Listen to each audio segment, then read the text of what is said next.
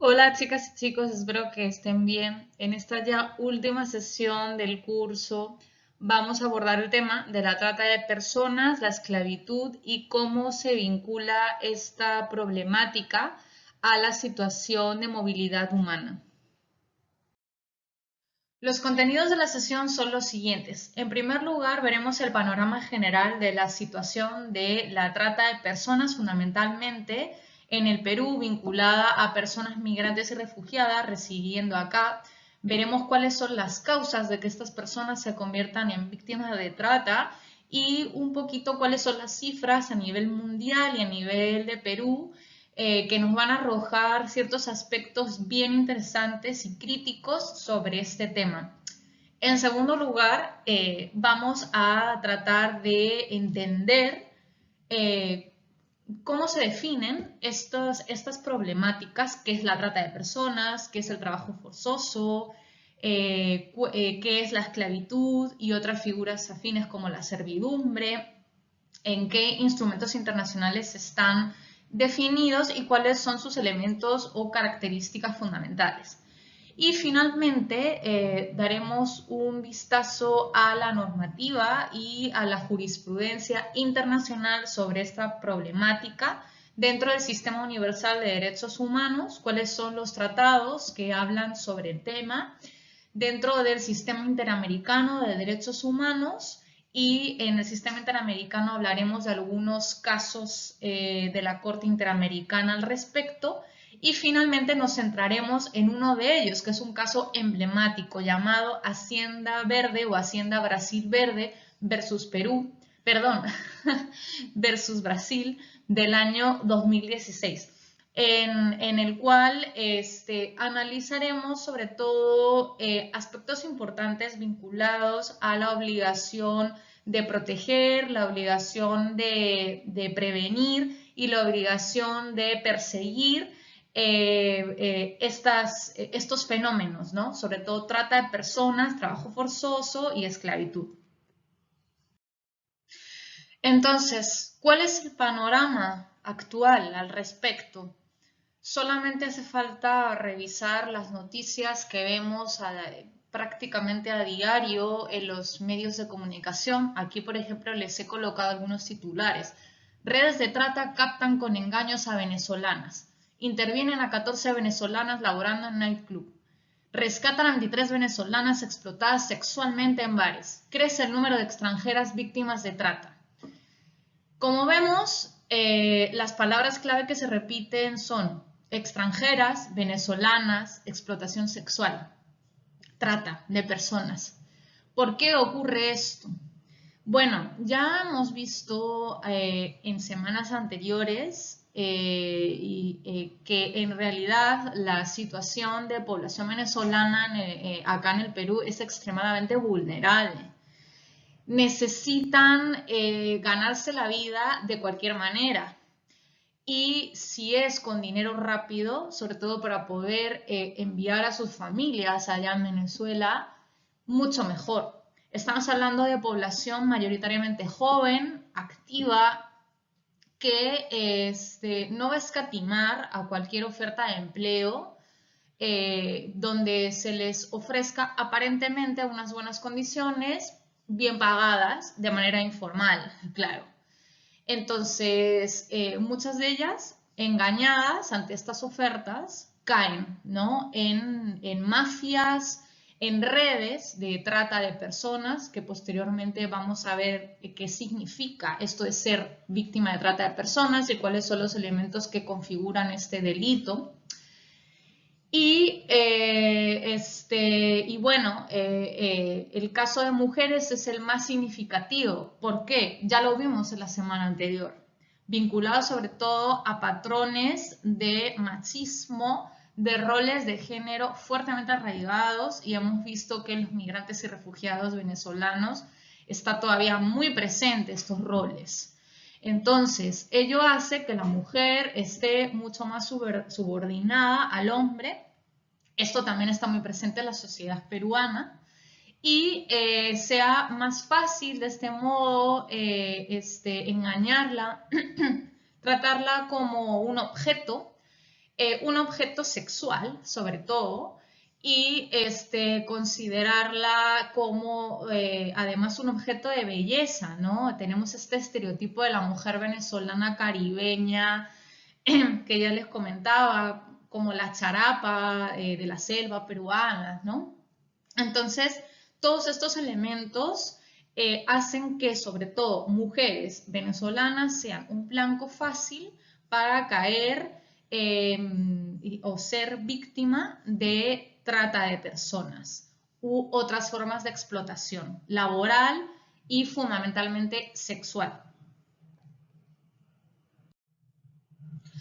Para darles algunas cifras, a nivel mundial, ahí ven, extraídas del último informe de movilidad humana de la OIM, ahí les he colocado que, bueno, pues la OIM ha hecho un registro de víctimas de trata de personas, tanto varones como mujeres como menores de edad, y ha llegado a la conclusión de que, bueno, estas víctimas procedían de 147 países de este sondeo mundial y alegaban haber sido explotadas en 107 países del mundo.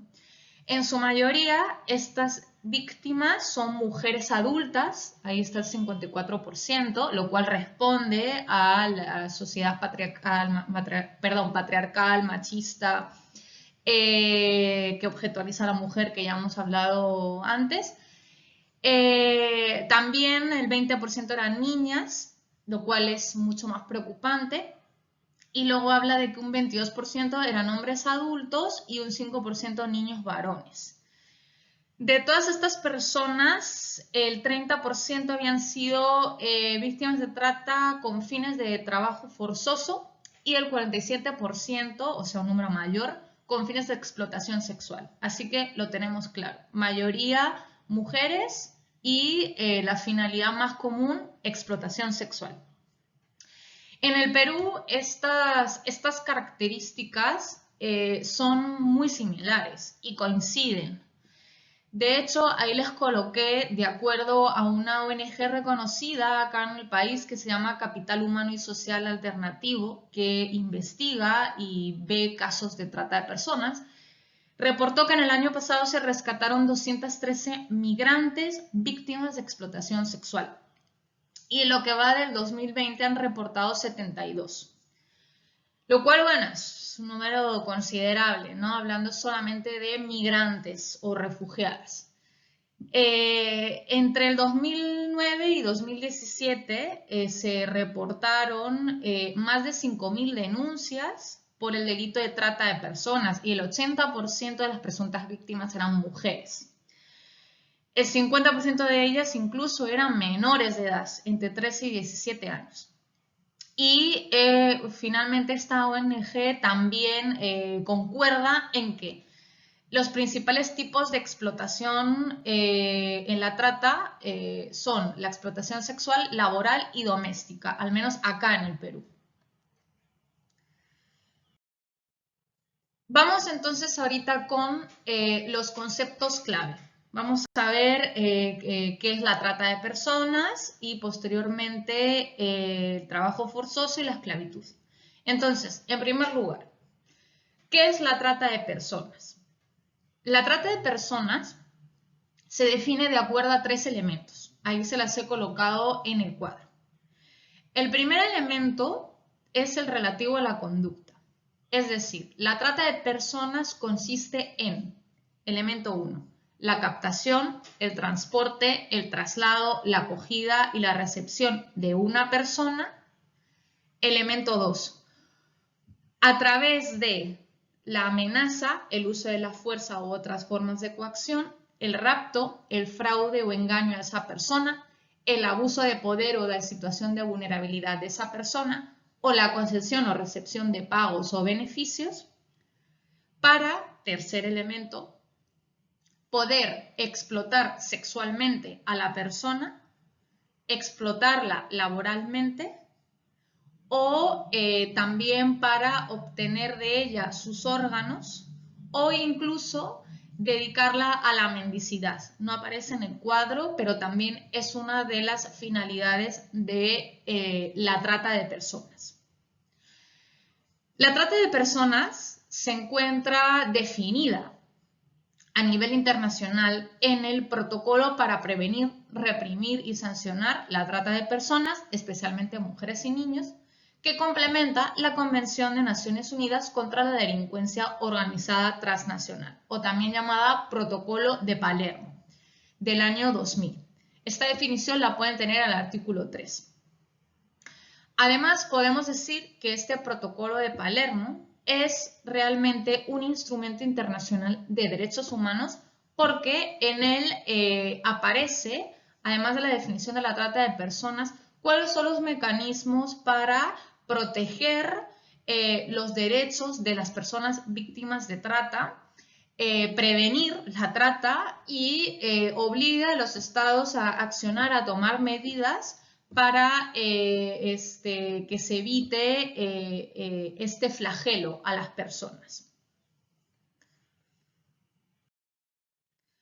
Acá les he colocado este dibujo, este flyer, que me parece que ilustra bastante bien y de una manera muy amigable, incluso para quienes no saben de derecho, sobre qué es la trata de personas y cómo funciona. Porque además del Protocolo de Palermo, por lo menos en el Estado peruano, el Código Penal tipifica la trata de personas como delito. En el Código Penal peruano también aparecen estos 3 elementos para que se configure la trata de personas. Como ahí ven, la captación, el transporte, la recepción y la retención de una persona a través del uso de la fuerza, violencia, engañándote, privándote de tu libertad o generándote deudas para poder explotarte, ¿no? Que ya hemos visto de manera sexual, laboral. También el Código Penal peruano incluye la finalidad de trabajo forzoso aparte de lo que es la explotación laboral. También para extraer ilegalmente los órganos o para utilizar a la persona para la mendicidad. Les voy a poner algunos ejemplos. O sea, el caso típico, por ejemplo, de la trata de personas es una persona que está buscando un empleo, por ejemplo, lee un anuncio, ¿no? O va a una agencia de trabajo, ¿no? Donde hay anuncios, una agencia intermediaria, ¿no? Y en ella aparece, se necesita señorita para trabajar en un bar, el pago es de, no sé, a lo mejor 2.000 soles, ¿no? Y buen trato o algo así, ¿no? Y ahí vemos claramente que en realidad esta persona ve esa oferta que es falsa, es una oferta engañosa, porque además es muy exagerada, ¿no? O sea, suelen pagar un sueldo demasiado alto, ¿no? Para lo que ofrecen, lo cual es sospechoso. Pero la persona no es consciente de ello y acepta esa oferta de tal manera que es captada, ¿no? Y una vez que es captada, las personas que son los tratantes de personas las llevan, las suelen trasladar, ¿no? A otro lugar, que puede ser dentro de un mismo país o a otro país. Y en ese lugar es cuando se suele descubrir la verdad, o sea, las mantienen encerradas en un local, obligándolas a trabajar en un sinfín de horas. Muchas veces les dicen que no solamente van a ser meseras, sino que tienen que estar con hombres, tomar con ellos, por lo tanto están casi 24/7 alcoholizadas. Y además, si la persona quiere, va a tener que mantener relaciones sexuales con esa persona, forzosamente, así quiera ella o no quiera. Porque además, si se va, la van a delatar y muchas veces, si se atreve a huir, la van a matar. Entonces está esa amenaza también. Ahí ven que están los componentes, ¿no? Esto ocurre mucho en el país, en el Perú. solo que nosotros nos vamos a centrar en lo que ocurre a nivel de personas migrantes y refugiadas, ¿no? Sobre todo teniendo en cuenta que este caso tipo que les acabo de comentar le puede ocurrir a una persona peruana, pero también le puede ocurrir a una persona migrante que ha venido acá a buscar mejores oportunidades, y ya vemos que ocurre con muchas mujeres venezolanas sobre todo, ¿no? Que son víctimas de este tipo de delito. Es importante que distingan bien entre la trata de personas y el tráfico ilícito de migrantes, porque son dos delitos distintos, aunque parezcan similares, se suelen confundir. Así, ya hemos visto en la diapositiva anterior qué es la trata de personas. Sin embargo, el tráfico ilícito de migrantes se define como la movilización o traslado de una persona o personas para que esta persona pueda ingresar de manera irregular a otro país, evadiendo la normativa del control migratorio, por supuesto, con el propósito de obtener algún beneficio económico o material con el traslado. El tráfico ilícito de migrantes también tiene tres elementos. Un carácter transfronterizo, es decir, este delito siempre tiene un componente internacional, porque supone que una persona traslada a otra de un país a otro para que ingrese a otro país. El ingreso siempre es irregular, obviamente, siempre es ilegal, evadiendo toda la ley, toda la norma, todo control migratorio. Y lo que se necesita para configurar este delito es que la persona que traslada tiene que cobrar, o sea, va a obtener un beneficio, normalmente económico u otro trato, a cambio de meter a la persona migrante dentro del país. Entonces, ahí les he colocado un cuadro con las principales diferencias entre el tráfico ilícito de migrantes y la trata de personas. El tráfico ilícito de migrantes siempre es voluntario, o sea, la migrante que quiera entrar a otro país, lo va a hacer voluntariamente. La trata no, o sea, el delito de trata siempre hay un engaño, siempre hay un uso de la fuerza o una coacción para que se configure el delito. La finalidad también es distinta. Como vemos, tráfico ilícito de migrantes, finalidad económica. Obtengo un provecho económico por meterte a un país. Y la trata, la finalidad siempre es un tipo de explotación humana. Una explotación a nivel de trabajo, a nivel sexual o de otro tipo, como hemos visto. Tráfico ilícito de migrantes siempre es transnacional, pero la trata puede ser interna, puede ocurrir todo dentro de un mismo país, o puede ser externa o internacional, ya lo veremos después. Entonces, como les venía diciendo, la trata, por tanto, puede ocurrir siempre dentro de las fronteras de un mismo país. Entonces, se produciría la captación, el transporte, la acogida y recepción de la persona y estancia de la persona dentro de un mismo país, pero puede ser que sea entre una ciudad y otra, o sea, te capto en una ciudad y te traslado a otra, y es en esa ciudad donde tú eres explotada, pero todo dentro de las fronteras. O puede ser trata externa o internacional, y esto es lo que nos interesa en nuestra clase de hoy. Es decir, trata externa o internacional consiste en que una persona, o normalmente un grupo de personas, porque está vinculada al crimen organizado internacional, como ahí les he colocado, capta a una persona con el fin de comercializar con ella, ¿no? Para ser explotada en otro país. Para que la persona finalmente llegue a destino y ahí se produzca la explotación laboral o sexual normalmente, puede producirse directamente directamente entre dos países, es decir, en un país te capto y en el otro te exploto. O es posible que la persona pase por distintos países de tránsito hasta que llega a destino. ¿Ya?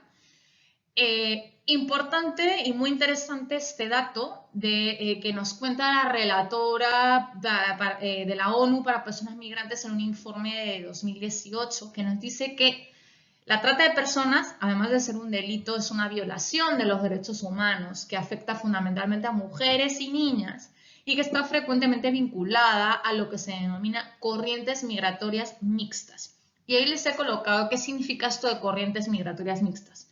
O sea, es decir, que este fenómeno afecta a varias categorías de personas en situación de movilidad.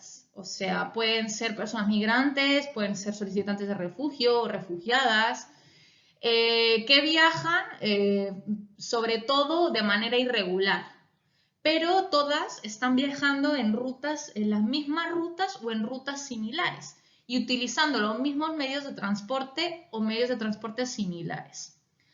Las razones para viajar a veces son distintas, pero pueden estar interrelacionadas. Por ejemplo, la situación de las personas venezolanas. Vienen de Venezuela para ingresar al Perú. Bueno, en este caso, todas podemos decir que son solicitantes de refugio, eso es cierto, pero se mueven por distintas motivaciones, ¿no? Para venir acá. Pero como vemos, sus razones sobre todo están interrelacionadas porque es huir de lo que se está produciendo en el país, ¿no? De esa situación crítica. Y sobre todo teniendo en cuenta que ahorita la entrada al país está muy complicada, hay muchas más restricciones a nivel fronterizo y burocrático, como ya hemos visto en clases anteriores. La mayoría de ellas va por vías de entrada al Perú irregulares o por trochas, ¿no? Y es ahí donde hay muchas mafias, muchas personas que aprovechan para captarlas y decirles, yo te voy a ayudar a que tú entres acá en el Perú y que no te pase nada y no te regresen a tu país, ¿no? Esos facilitadores que les permiten entrar. Y bueno, lo que comenta la relatora también nos dice que las víctimas de trata de personas externa e internacional, pueden serlo desde el inicio, es decir, pueden ser captadas desde su país de origen, ya, y ser engañadas desde ese momento, o pueden convertirse en víctimas durante el trayecto, durante su viaje. En un inicio no, pero después, mientras están viajando, son captadas. O bien, al llegar al país de destino es cuando ya se convierten en víctimas de trata de personas, como por ejemplo ocurre acá. Llegan al Perú, están en situación irregular y es cuando aprovechan a tomar empleos donde finalmente van a ser explotadas estas personas. Pasemos ahora a ver en qué consiste el trabajo forzoso, ¿ok? Que es una problemática, un delito diferente a la trata de personas, si bien está vinculada con la trata de personas. Ahorita veremos cómo. Bueno, el trabajo forzoso como delito autónomo está definido en el Convenio de la Organización Internacional del Trabajo número 29 sobre trabajo forzoso del año 1930 y se define como todo trabajo o servicio que se exige a una persona bajo la amenaza de una pena cualquiera y para el cual dicha persona no se ofrece voluntariamente. Es decir, aquí vemos también tres elementos de este delito. Un trabajo o servicio, ¿ok?, que una persona realiza en contra de su voluntad, segundo elemento. porque es amenazada para hacerlo ahí dice, bajo la amenaza de una pena cualquiera, que puede ser maltrato psicológico, físico o coacción, etcétera, ¿no? Hay varias excepciones a lo que es el trabajo forzoso, ¿no? Podríamos pensar, por ejemplo, que el servicio militar es trabajo forzoso porque a mí me obligan a hacer el servicio militar, pero yo no quiero. Lo que ocurre es que algunos países todavía o imponen a sus ciudadanos el servicio militar de manera obligatoria. Entonces, en aquellos países esto no se va a considerar como trabajo forzoso, así tú no quieras realizar el servicio militar. Tampoco se considera trabajo forzoso las obligaciones cívicas normales de los ciudadanos. Tampoco las condenas pronunciadas por sentencia judicial. Por ejemplo, si un juez te ha condenado a pena de prisión y a la realización de servicios comunitarios o servicios, no recuerdo cómo se llama acá en el Perú, en beneficio de la comunidad, ¿ok? Esos trabajos de servicio no es trabajo forzoso. También, tampoco es trabajo forzoso si un país está en situación de guerra y hay que colaborar para realizar comunitariamente alguna tarea, alguna labor, ¿no? Por ejemplo, en casos de siniestros, si hay algún incendio en alguna comunidad, el hecho de apoyar entre todas las personas que estén en ese edificio es una colaboración comunitaria, no es un trabajo forzoso. Y también considera el convenio OIT que no es trabajo forzoso los pequeños trabajos comunales, por ejemplo, en una comunidad de vecinos se reparten las tareas, ¿no? Y pues es un acuerdo entre esa comunidad de vecinos o comunidades mayores, me refiero de comunidades distritales, etcétera, ¿no? Donde, o sea, obviamente no va a existir una retribución económica, sino que se hace en beneficio de todas y todos.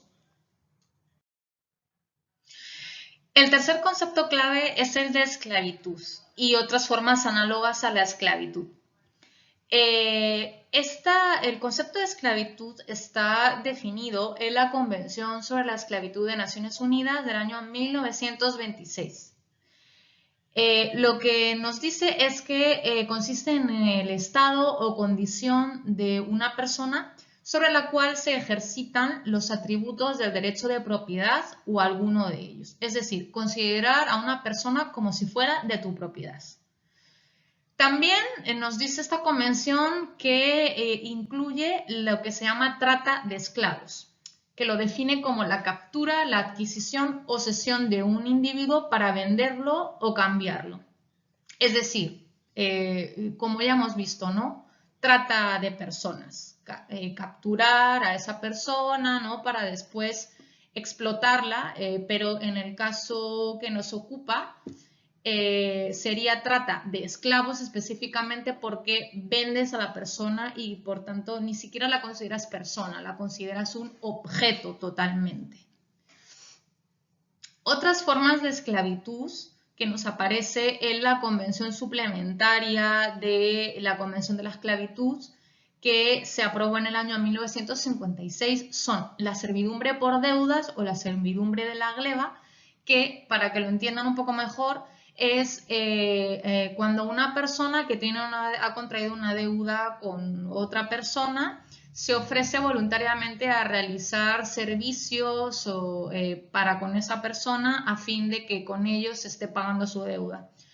Lo que ocurre es que muchas veces este servicio al que la persona deudora se compromete a realizar no está definido en tiempo, o sea, no se sabe hasta cuándo va a realizar este servicio o la naturaleza de estos servicios, o muchas veces el deudor no le está computando sus servicios en el pago de su deuda. Y entonces, de esta manera, le engaña constantemente y le dice que tiene que seguir trabajando hasta que logre cobrar su deuda, cuando en realidad la deuda al final se extiende infinitamente. No es una explotación claramente de la persona.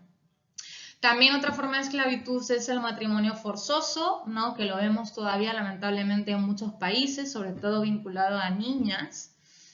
Y la venta de niños y niñas, ¿no? O estas adopciones ilegales que se producen y que tratan de la comercialización de menores.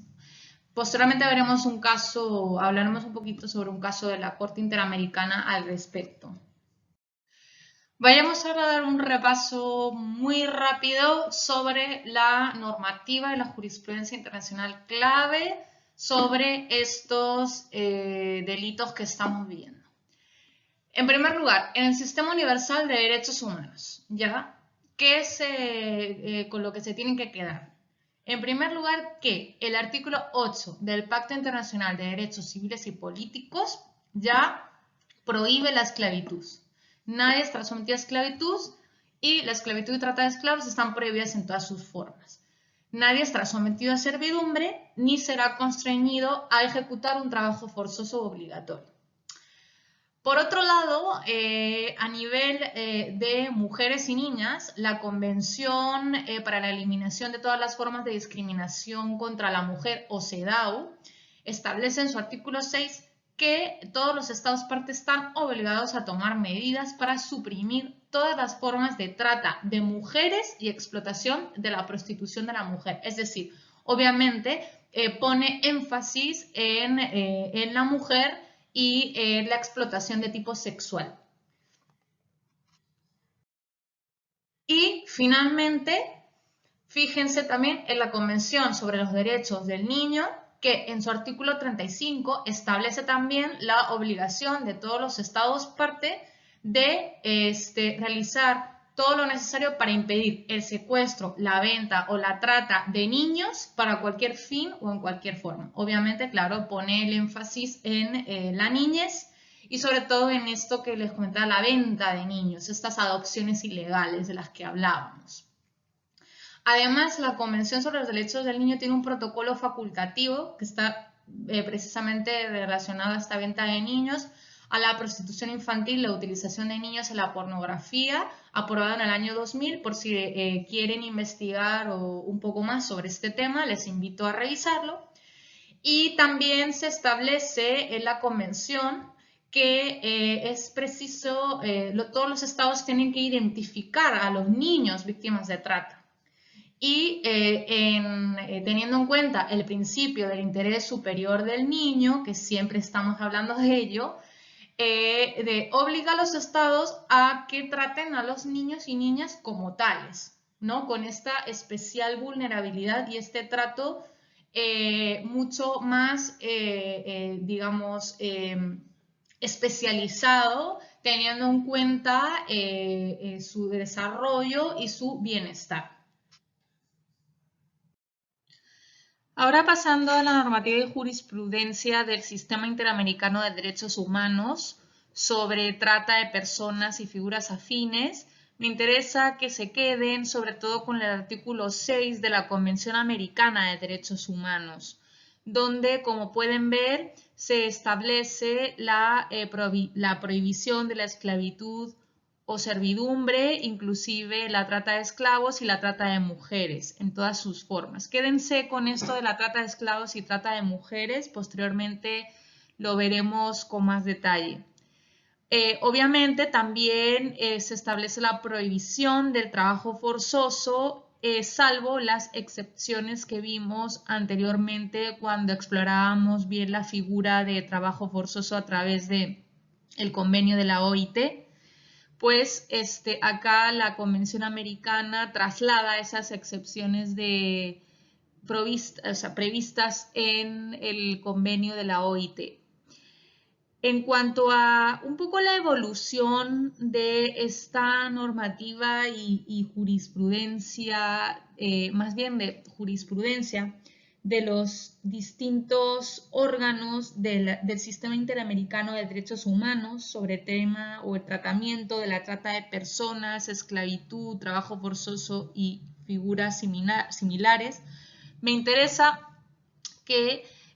comentarles sobre todo que ha tenido inicios bastante tímidos. En primer lugar, a través de la Comisión Interamericana de Derechos Humanos, con algunos informes que me interesa destacarles un poquito, como el informe de 2009 de un caso llamado Chaco Boliviano, en el cual se denunció que existían pobladores de la etnia guaraní establecidos en una región de Bolivia, llamada el Chaco Boliviano, que estaban siendo esclavizados desde hacía como casi 115 años por los terratenientes y propietarios de ese lugar.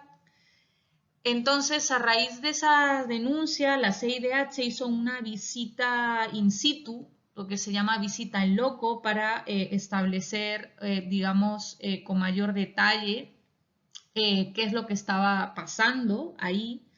Y posteriormente se celebró una audiencia y se realizó este informe del cual les estoy comentando ahorita.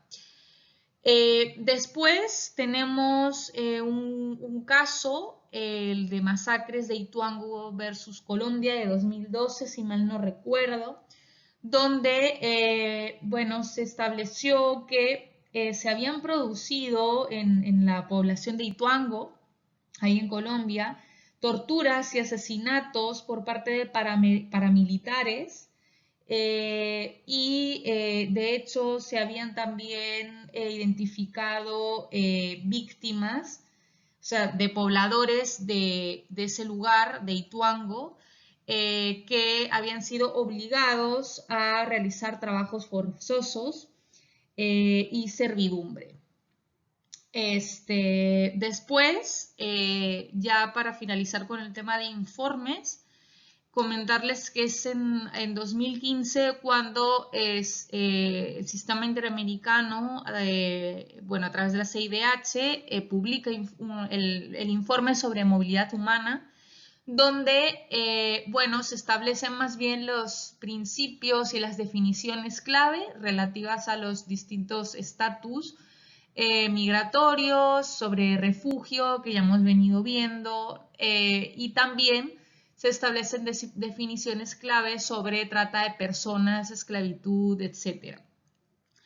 Tendremos que esperar hasta 2016 para que ya por fin tengamos a nivel del sistema interamericano un caso emblemático, que es el de Hacienda Verde versus Brasil, el cual vamos a ver con mayor profundidad posteriormente, y en el cual ya se trata también desde el informe de fondo por parte de la Corte Interamericana, las figuras de la trata de personas, del trabajo forzoso y de la esclavitud, desde sus orígenes hasta pues, los elementos que lo configuran. Y finalmente, me interesa también que se queden con que ha habido casos posteriores de 2018, Ramírez Escobar y otros contra Guatemala, López Soto y otros contra Venezuela, donde también se trata a profundidad el tema de trata de personas, valga la redundancia, sobre todo centrándose en la figura de trata de personas. Y ya pues el año pasado, ya la CIDH sacó su gran informe sobre los principios interamericanos relativos a movilidad humana, como extensión a este informe de 2015 y que, bueno, como bien sabrán, también establece las definiciones clave sobre trata de personas y afines vinculadas también al fenómeno migratorio. Volvamos ahora un poquito a los casos que les he mencionado antes, el de López Soto contra Venezuela y el de Ramírez Escobar contra Guatemala, para detenernos en características clave que aparecen en ambos casos y que ayudan a la Corte a identificar estos fenómenos de trata de personas o explotación humana a nivel amplio.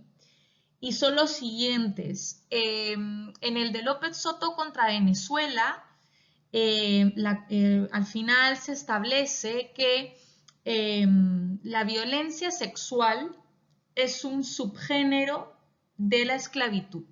O sea, ya hemos visto antes cuando se configuraba la esclavitud, el delito de esclavitud, que es el ejercicio de los atributos de derecho de propiedad sobre una persona. Pues desde el Sistema Interamericano de Derechos Humanos se interpreta que una forma particular de esclavitud es o puede ser la violencia sexual. En este caso, por ejemplo, se establece que la víctima o la persona estaba siendo objetualizada a través de ser violentada sexualmente.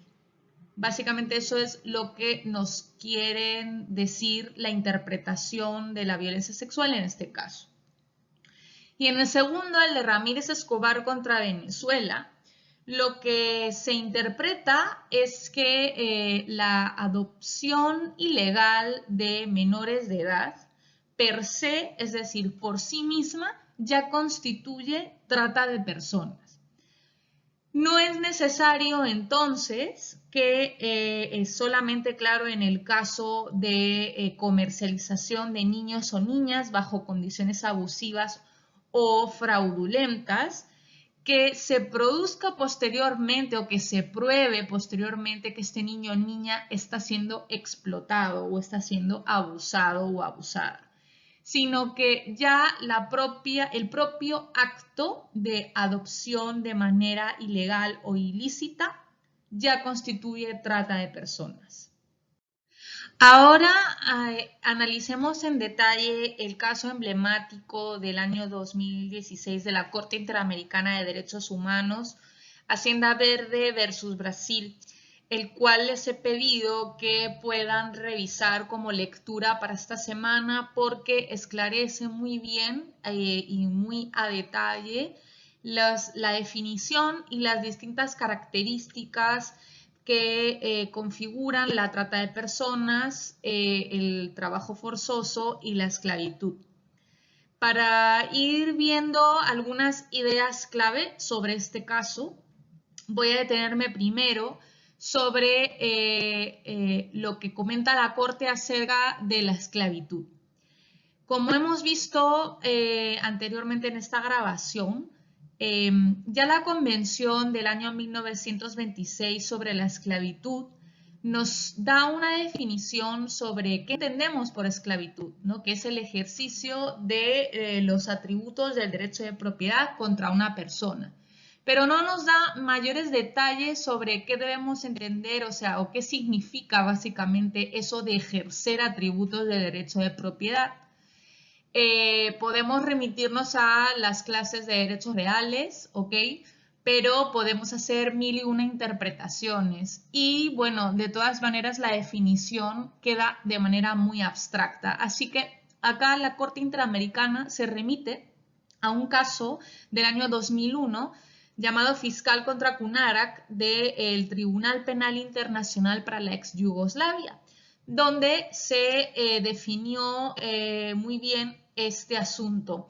Y para ello nos indica la Corte que para entender que se está produciendo esclavitud contra una persona, podemos tomar como indicio o pistas algunas de las siguientes.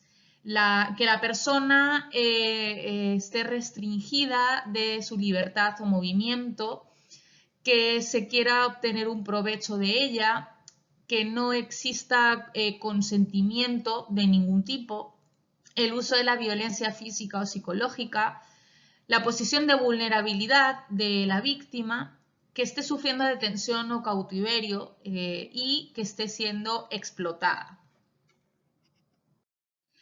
Sobre qué debemos entender acerca del trabajo forzoso, en este caso emblemático de Hacienda Verde, nos dice la Corte cómo debemos interpretar la amenaza de una pena. Volviendo atrás, hemos visto que el trabajo forzoso se define como cualquier trabajo o servicio que se obliga a realizar a una persona, es decir, se realiza en contra de la voluntad de una persona, bajo la amenaza de una pena cualquiera. Entonces, la Corte nos comenta que esta amenaza tiene que traducirse en una presencia real y actual de una intimidación, la cual puede asumir formas y grados muy distintos, muy heterogéneos, siendo los grados más extremos los que implican coacción, violencia física, aislamiento o confinación, amenaza de muerte dirigida a la víctima o incluso a sus propios familiares, si es que la persona se atreve a dejar de realizar el trabajo o servicio que le obligan a hacer. Y finalmente, sobre la trata de personas, si se acuerdan, cuando les mencionaba acerca del artículo 6 de la Convención Americana de Derechos Humanos, les comenté que se quedaran con esa expresión sobre trata de esclavos o trata de mujeres, que están prohibidos por el ordenamiento jurídico internacional y, bueno, en este caso a nivel regional. Pues bien, lo que nos dice la Corte ya en este caso, teniendo en cuenta siempre la evolución de los estándares internacionales de los derechos humanos y de acuerdo también al principio pro persona, tenemos que entender esa trata de esclavos y trata de mujeres como trata de personas a nivel genérico, para que no se limite el ámbito de protección de las víctimas de este delito y que se actúe siempre de acuerdo a los estándares internacionales, en específico la definición de trata de personas que aparece en el Protocolo de Palermo que hemos visto anteriormente. Este caso de Hacienda Verde versus Brasil también debe analizarse a la luz de las obligaciones de respetar y garantizar los derechos humanos por parte de todos los estados que son parte del Sistema Interamericano de Derechos Humanos, las cuales se estipulan en el artículo 1 de la Convención Americana de Derechos Humanos. Es decir, la Corte analiza estos deberes del Estado a la luz de los hechos de este caso y nos ayuda a comprender de una manera más detallada sobre estas obligaciones de respetar y garantizar los derechos humanos. En concreto, sobre la obligación de prevenir los actos de trata de personas, trabajo forzoso y esclavitud que se produjeron en esta hacienda en Brasil contra por lo menos 85 trabajadores que se constituyeron víctimas en este caso ante la Corte. Lo que primero nos comenta la Corte es que esta obligación de prevenir consiste en tomar medidas jurídicas, políticas y administrativas o incluso culturales que promuevan la salvaguardia de los derechos humanos y que a su vez tiene tres componentes clave: el conocimiento de una situación de riesgo real o inmediato contra una persona o grupo de personas determinado y que existan posibilidades razonables y reales de prevenir o evitar estos riesgos. Entonces, una vez que la Corte nos deja claro en qué consiste esta obligación de prevenir de parte del Estado, se pregunta si es que Brasil estaba en condiciones de prevenir esta esclavitud, esta trata de personas contra los trabajadores de la Hacienda Verde. Y nos dice que sí existía. De hecho, existían causas estructurales y patrones estructurales de discriminación contra estas personas, contra estos trabajadores y trabajadoras, que además procedían de zonas muy pobres dentro del país y que habían sido reclutadas utilizando engaños y de manera, digamos, a través de la manipulación. Y también nos comenta la Corte que incluso se produjo, digamos, la falta de prevención cuando dos de las víctimas que lograron escapar fueron a presentar la denuncia, pero que no les recibieron, la policía no les recibieron la denuncia, y que estos son indicios claros de que el Estado brasileño pudo prevenir y no lo hizo en su momento. De hecho, incluso debió haber tomado medidas de prevención incluso mayores al tratarse de grupos que pertenecen a grupos especialmente vulnerables por encontrarse en situación de pobreza y pobreza extrema. Es decir, se debió aplicar la llamada debida diligencia reforzada. Y lo que también estableció la Corte es que Brasil, de acá en adelante, debía entonces fortalecer las instituciones responsables para que pudieran responder de manera diligente y reforzada en los casos de trata o esclavitud. Sobre la obligación de protección del Estado brasileño a las víctimas de este caso, lo cierto es que la Corte apenas desarrolla muy bien en qué consiste, solamente menciona de manera general que implica el deber de proteger y asistir a las víctimas, aunque no especifica cómo ni de qué manera.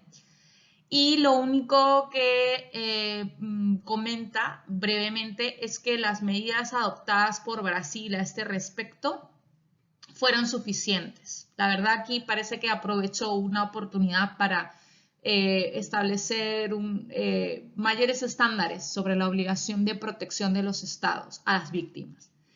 Y finalmente sobre la obligación de persecución, es decir, de investigar y de sancionar los hechos de parte de Brasil, sí comenta la Corte que ante cualquier sospecha o indicio de trata de personas, de esclavitud o de figuras afines, el Estado brasileño, a través de sus instituciones pertinentes, debe investigar de oficio. Si bien, bueno, obviamente, como sabemos, en este caso no se hizo, ni siquiera se recibieron las denuncias de las víctimas que escaparon de la hacienda. Y bueno, lo que hace es matizar que la debida diligencia en el tratamiento urgente de posibles casos de esclavitud, trata, etcétera, exige esta investigación de oficio siempre que haya algún indicio.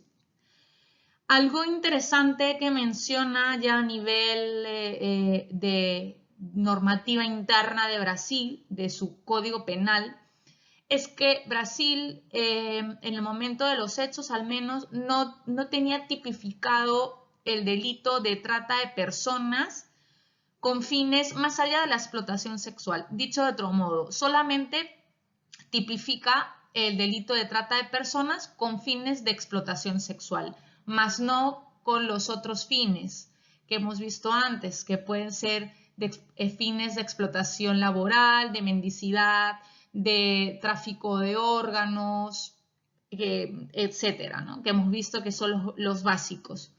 No obstante, a juicio de la Corte, esto no fue un problema y tampoco exige a Brasil que, digamos, que modifique el tipo penal para entenderlo también con estas otras finalidades o fines, porque en este caso las personas acusadas y finalmente sancionadas por haber realizado estos actos de trata y de explotación contra estas personas en Hacienda Verde fueron, digamos, acusadas y condenadas finalmente en virtud de otro artículo, que era el 207 del Código Penal brasileño, que establece el reclutamiento mediante engaños a trabajadores con la finalidad de llevarlos de una localidad a otra del territorio nacional.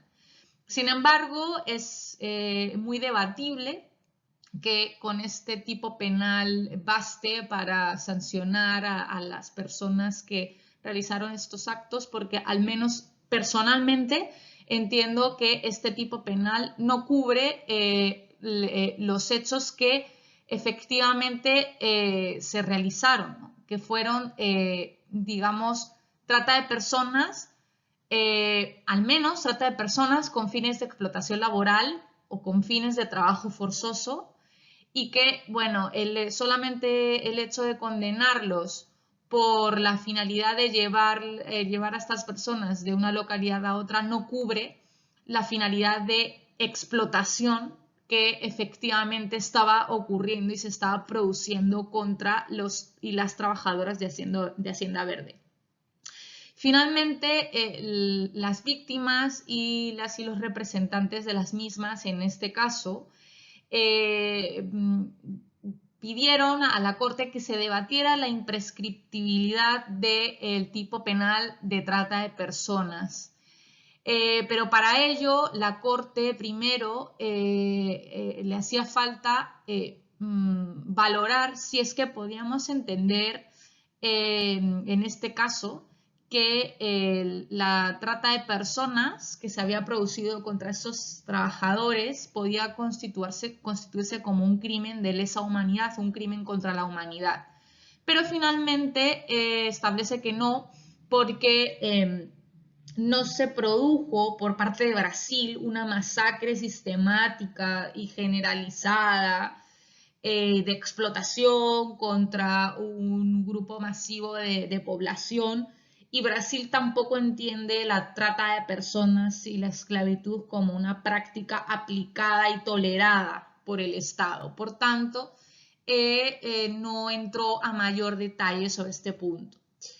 Así que bueno, visto todo esto, yo ya me detengo acá. Lo que sí les pido es que por favor revisen con mayor detalle la sentencia Hacienda Verde contra Brasil para entender bien los hechos, para que podamos hablar más sobre ella si gustan en el Zoom de el próximo miércoles, y finalicemos después con un cierre del curso y una despedida como todas y todos nos merecemos.